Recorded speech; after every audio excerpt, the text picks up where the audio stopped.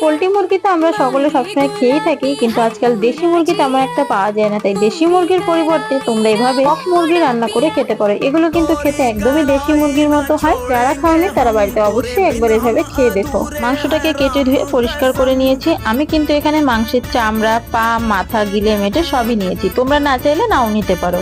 মাংসটাকে একটা বড় পাত্রে নিয়ে নিয়েছি। এবার এক এক করে দিয়ে দেবো লবণ, হলুদ গুঁড়ো, শুকনো লঙ্কার গুঁড়ো, কাশ্মীরি লঙ্কার গুঁড়ো, পেঁয়াজ কুচি, সরিষার তেল, রসুন বাটা, আদা বাটা ও জিরে বাটা ও টমেটো কুচি দিয়ে বেশ ভালোভাবে মাংসটাকে মাখিয়ে নেব। এবার মাংসটাকে একটা কড়াইয়ের মধ্যে নিয়ে উনুনে বসিয়ে দিলাম ও দিয়ে দিলাম 3টে গোটা রসুন। এবার মাংসটাকে বেশ কিছুক্ষণ সময় ধরে ভালোভাবে কষিয়ে নিতে হবে। মাংসটা ভালোভাবে কষানো হয়ে গেলে দিয়ে দেবো গরম জল। এবার কিছুক্ষণ রান্না করে ভেজে রাখা আলুগুলো দিয়ে দেবো ও আবারও কিছুক্ষণ রান্না করে নেবো।